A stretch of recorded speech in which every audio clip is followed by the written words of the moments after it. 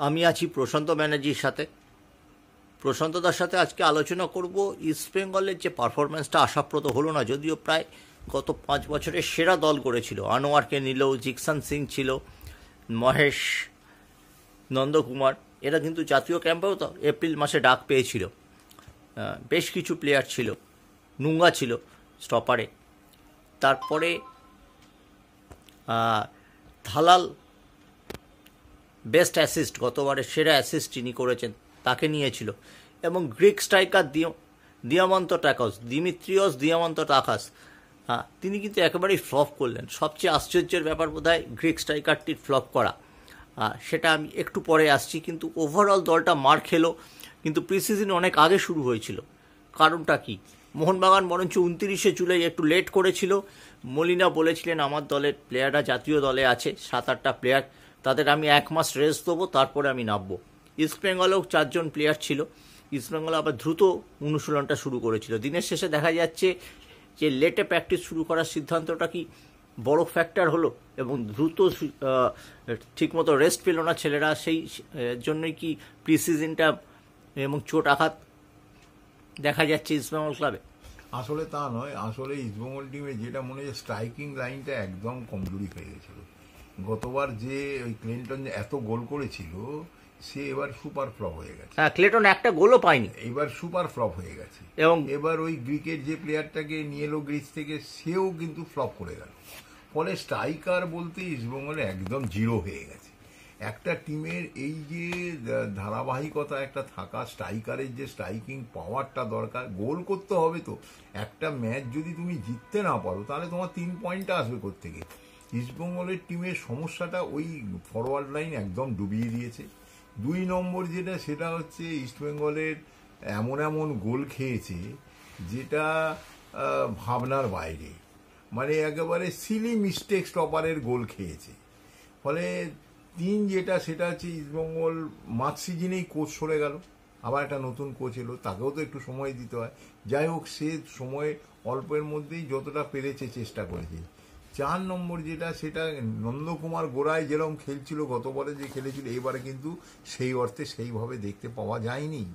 5 যেটা, সেটা যে বিষ্ণু কিন্তু অনেক ভালো খেলেছে এবারে। পারফরমেন্স যদি দেখা যায়, তাহলে ওর পারফরমেন্সটাই কিন্তু সবার ঊর্ধ্বে।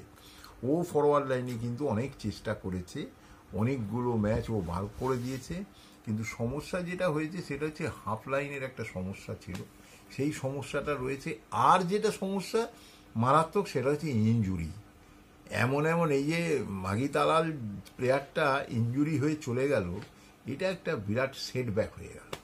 তারপরে তোমার সল ক্রেসপো 3টে ম্যাচ খেলে, 3টে ম্যাচ বাইরে থাকে। এই যে চলে যাওয়া, আরো একটা সমস্যা ইস্টবেঙ্গলের হয়েছে, সেটা হচ্ছে সৌভিক চক্রবর্তী।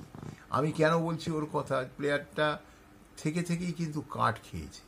এই যে কাট খাওয়াটা, দুম করে একটা ম্যাচ বসে যাওয়া, এটা ওকে ভাবনায় ফেলে দিয়েছে। ওকে ভাবা উচিত ছিল যে আমি কেন কাট খাবো। কাট খেতেই পারে, এখনকার দিনে তো অনেকেই কাট খাচ্ছে, কিন্তু এই ঘন ম্যাচ বসে যাচ্ছে, একটা এমন ট্যাকেল করছে, এইটা একটা ইস্টবেঙ্গলের সেটব্যাক হয়ে যাচ্ছে। হাফ লাইনটা ঠিক মতো কাজ করতে পারছে না। আর একটা যেটা বড় কথা, সেটা হচ্ছে, আমি ওভারঅল বলছি, সব মিলিয়ে ইস্টবেঙ্গলের বিরুদ্ধে কিন্তু রেফারি অনেক ভুল ভ্রান্তি ডিসিশন দিয়েছে, যেটা ইস্টবেঙ্গলকে অনেক খেসারত দিতে হয়েছে। এটাও কিন্তু একটা বড় ফ্যাক্টর হয়ে যায়, এটা আমরা দেখেছি। ফলে এই সব মিলিয়ে ইস্টবেঙ্গলের এবার পারফরমেন্সটা ঠিক মতো পাওয়া যায়নি।